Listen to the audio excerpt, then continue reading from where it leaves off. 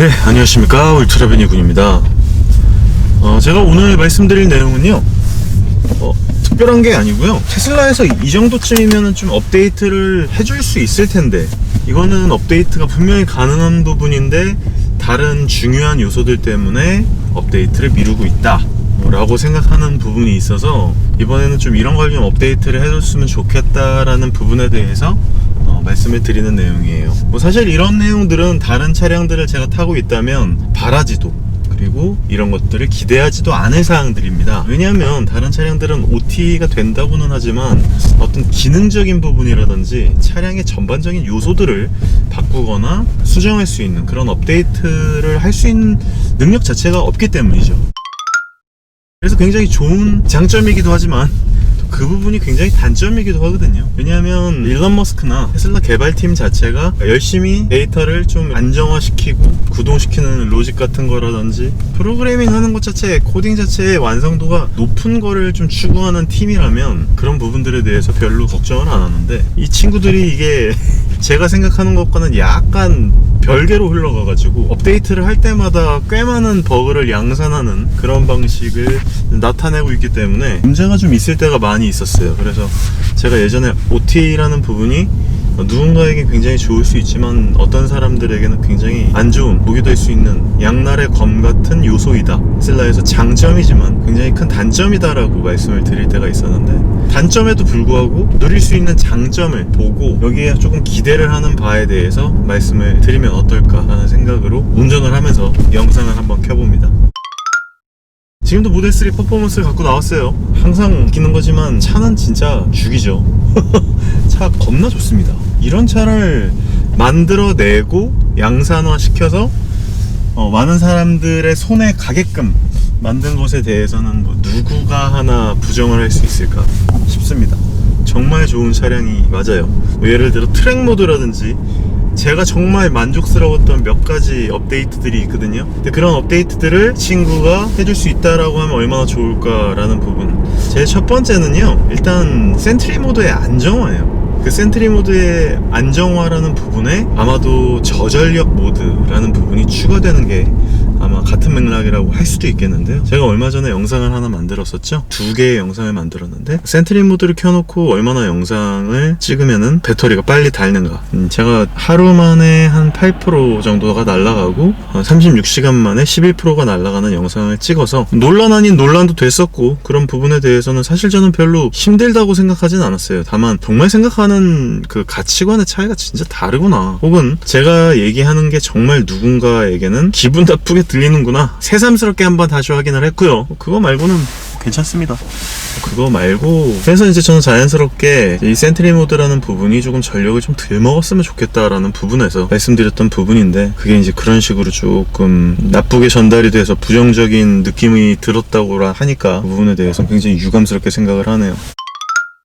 자, 그러면은 센트리 모드가 안정성적인 부분에 대해서도 다시 한번 말씀을 드려야 되는 부분이 굉장히 불안정하다라는 얘기의 반증이잖아요. 이게 왜 그러냐면 분명히 저장을 했어요. 문제가 생겨가지고 감시 모드에 녹화가 되어 있고요. 그 녹화가 되어 있다라는 게 이제는 표시까지 될 정도로 센트리 모드 자체도 굉장히 많은 업데이트를 했습니다. 그래서 차 내에서 포맷을 할 수 있는 기능이라든지 원래 당연히 돼야 되는 건데, 애초에 그런 기능들이 굉장히 초반부터 일론 머스크의 어떤 팀, 소프트웨어 팀은요, 초기 버전부터 다 보여줘요. 그러니까 어느 정도의 완성도가 높아진 상황에서부터 유저들한테 오픈하는 게 아니라, 제가 봤을 때는 거의 알파 1, 알파 2 버전부터 얘네들은 막 그냥 보여주기 때문에, 제가 센트리 모드 처음 나왔을 때부터 썼거든요. 그때는 4채널 지원도 안 됐었고 오직 첫 번째 양옆 이렇게만 센트리 모드가 됐었던 그런 방식이었고, 이제 모델 3로 넘어오면서 뒤에가 영상이 녹화가 되는 그런 것까지도 업데이트가 됐었고요. 뷰어가 없었어요. 그래서 이걸 갖다가 다 따로 불러와서 컴퓨터에서 봤었어야 되는 건데, 이게 이제 뷰어까지 만들어지면서 차량 내에서 정차 중일 때는 뷰어까지 다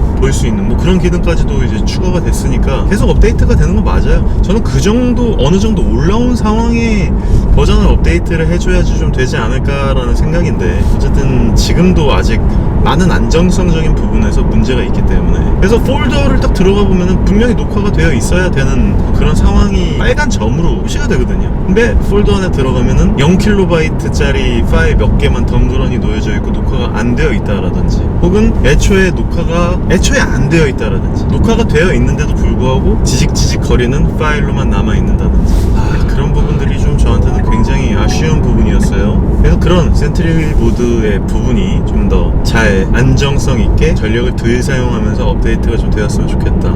그게 이제 제가 첫 번째 말씀을 드릴 내용이고, 두 번째 같은 경우에는 구형 모델 S에 화면 최적화를 좀 해줬으면 좋겠다는 생각이 들었어요. 왜 그러냐면 지금 제가 쓰고 있는, 그러니까 정확히는 저희 와이프가 쓰고 있는 모델 S 같은 경우에는 예전 MCU라고 미디어 컨트롤 유닛이라고 불리우는 구형 MCU가 들어가 있습니다. 그래서 예전에는 그래도 쓸만했었어요. 좀 이렇게 드래그를 하거나 슬라이드하고 이렇게 옆으로 넘기고 이러는 부분들, 터치 반응성 이런 부분들이 물론 굉장히 느렸지만 그래도 쓸만했다. 근데 이게 V9 업데이트를 하면서 UI가 싹 다 바뀌고 구조 완전히 바뀌었어요. 이게 이제 MCU도 예전에는 그 엔비디아의 테그라 칩을 썼던 걸로 기억을 하고 있는데, 그게 이제 인텔도 넘어갔거든요. 정확하게 제가 칩 이름은 기억이 잘 안 나는데 칩 자체가 바뀌면서 그쪽으로 최적화를 시켜갖고 소프트웨어를 연동을 시켜놨단 말이에요. 근데 그거를 통해서 넷플릭스, 유튜브 이런 것들이 다 되는 걸로 제가 알고 있고, 또 그걸 통해서 좀 더 빠른 연산을 통해서 여러 가지 부가 기능들이 추가가 됐다라는 것을 알 수 있고, 3D 게임도 좀 재미있게 돌아갈 수 있게 업데이트를 했는데, 굉장히 아쉬운 부분은 구형 MCU 같은 경우에는 그런 게임은 고사하고라도 차량의 기본적인 메뉴를 움직이는 것조차 굉장히 버거울 정도로 바뀌었다는 거예요. 근데 그 테그라 칩이 그렇게 쓰레기가 아니거든요. 최적화를 얼마나 시켜놓고 옛날 MCU의 프로그래밍, 코딩을 얼마나 잘 맞춰가지고 움직일 수 있게 만들어놨냐 안 만들어놨냐의 그 차이일 뿐인데, 그게 이렇게 안 돌아갈 정도의 메뉴 구성이 아니란 말이에요. 3D가 막 엄청나게 난무하고 블러 연산이 많은 그런 여러가지 이펙트들이 추가된 메뉴 UI가 아니기 때문에, 지금 인텔 칩이 들어간 정도의 움직임을 충분히 구현해도 남을 정도의 수준이 테그라 칩이 들어가 있단 말이에요. 그거를 너무너무 신경을 안 쓴다는 얘기죠. 한마디로 얘기해서 그냥 움직이는 것도 더디어서 쓰기가 괴로울 정도에 되게 느려요. 그러니까 이게 단순하게 들이면 괜찮은데 뚝뚝뚝뚝 끊기다 보니까 오작동이 굉장히 많이 일어납니다. 문제는 차량을 움직이는 데 있어서 터치로 써야 되는데, 공조기 장치라든지 제가 빨리 컨트롤을 해야 하는 버튼 같은 이유들이 터치를 했을 보다 훨씬 느리게 반응을 하면서 운전 중에 빨리빨리 움직여야 하는 상황에 제대로 대처를 못할 때가 상당히 많이 생기더라 이겁니다. 예를 들면 이거예요. 제가 지금 가고 있는데 추워요. 근데 좀 복잡한 길을 가야 되고 차들이 많고 사람들도 많이 끼어들어야 되는데 좀 온도를 올리고 싶고 풍향을 좀 내리고 싶고 뭐 끄고 싶어. 그럴 때 정말 답답하게 느리기 때문에 진짜 좀 위험을 유발할 수도 있다라는 겁니다. 보여지는 부분들이 좀 안타까운 거는 충분히 이해할 수 있어요. 그건 어떻게 보면 테슬라의 단차와도 같은 부분이기 때문에 뭐 그럴 수도 있다라고 생각을 하지만, 이게 움직이는 데 있어서 빠릿빠릿한 움직임을 주지 못하다 보니까 운전 중에 위험성을 야기할 수 있다라는 부분이죠. 그래서 그런 부분들이 이제 모델 S에서, 모델 S 초기 버전에서는 이 MCU 버전 자체를 올려주든지 아니면은 OS 소프트웨어적으로 좀 최적화를 시켜가지고 그거라도 좀 빨리 움직일 수 있게 만들어 주었으면 하는 바람입니다.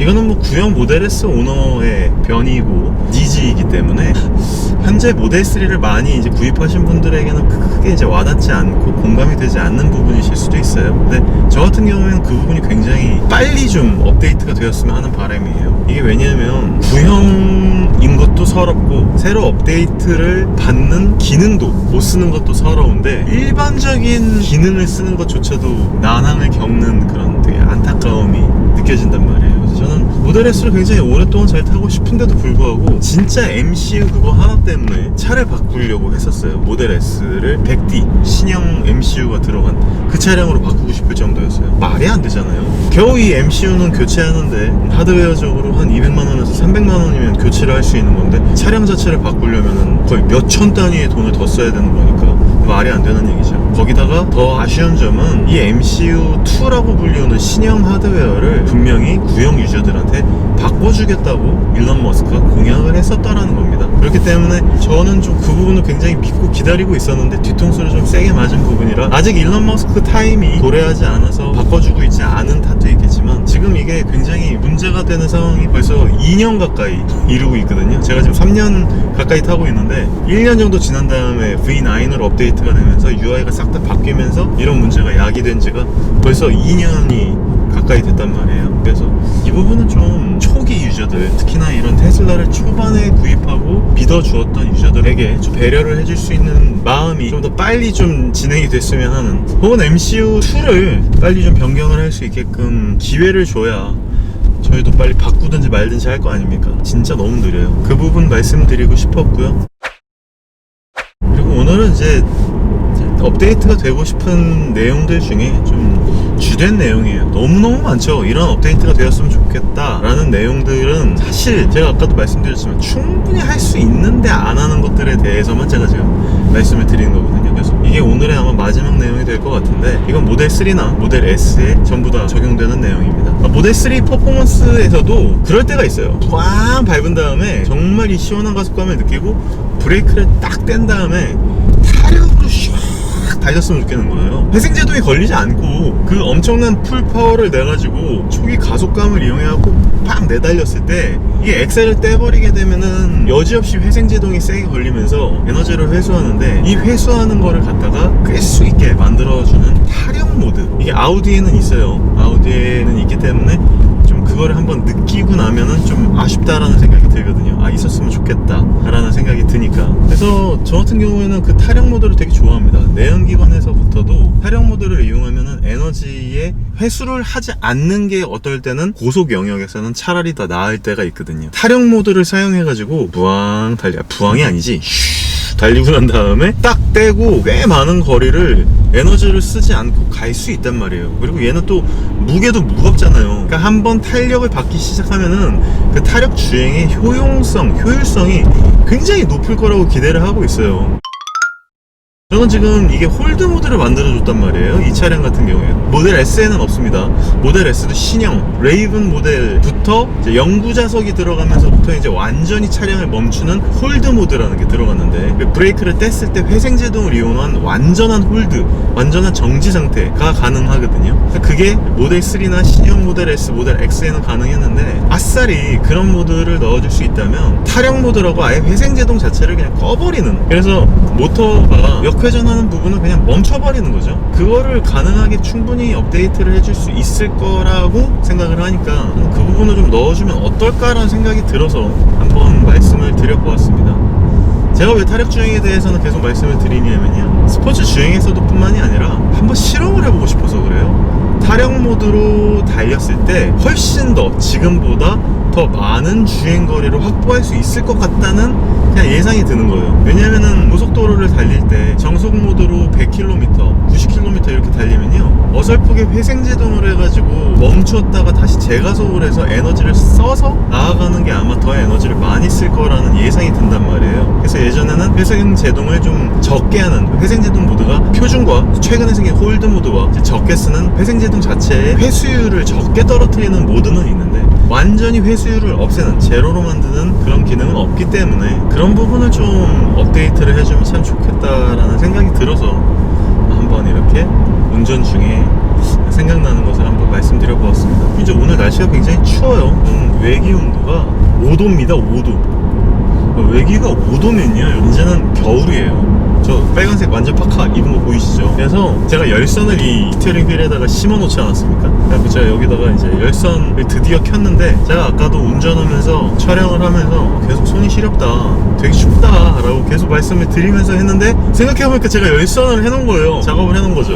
엉따는 원래 있잖아요. 열선 모드를 여기다 이제 켜놓을 겁니다. 아, 켰더니 너무 따뜻해요. 너무 좋아요 진짜. 확실히 있고 없고, 없어서 못 쓰는 것과 있어도 안 쓰는 것의 차이는 어마어마하다는 느낌이 드네요. 지금도 핸들을 이렇게 따뜻하게 데워 놓으니까 왠지 운전하기 좋은데요? 이거는 이거 느끼실 수 있는 분만 느끼시는 거니까 제 주변에 있는 사람들한테 이거 좀 많이 소개시켜줘야겠다는 생각이 듭니다. 되게 따뜻하고 좋네요. 역시 편의 기능은 많은 게 최고다. 다다익선. 네, 배터리는 버거익선. 네, 이 정도로 제가요 그냥 간단하게 생각나는 부분 세 가지에 대한 부분만 곱씹어서 말씀을 드렸는데, 다음번에는 이걸 좀 계속 말씀드릴 예정이에요. 왜 그러냐면 테슬라에서는 분명히 그 OT로 업데이트를 할 수 있는 아주 큰 장점이 있고, 이 부분을 나중에는 좀 여유가 돼서 여력이 돼서 유저들의 마음에 좀 누구리트리는 방편으로도 활용을 분명히 할 수 있거든요. 많은 부분들이 업데이트가 돼서 유저들의 편의성이 훨씬 더 도모되고 향상되었으면 하는 바람으로 이런 영상을 만들었고, 앞으로도 이런 업데이트가 되었으면 좋겠다라는 내용을 시리즈로 계속 한번 만들어 볼 예정입니다. 생각해 놓은 건 너무너무 많아요. 개인적으로는 게임 같은 거 좀 업데이트 하지 말고 차량 본연의 어떤 부분에 대해서 좀 더 확실하게 입지를 다질 수 있고 테슬라의 전기차로서의 면모를 확실하게 다질 수 있는 그런 업데이트에 좀 중점을 뒀으면 하는 바람이라서 이런 영상을 만들었으니까요. 다음번에 또 더 나은 업데이트에 대한 내용 리포팅 할 테니까 그 영상으로 돌아올 수 있도록 하겠습니다. 감사합니다. 울트라비니군이었습니다.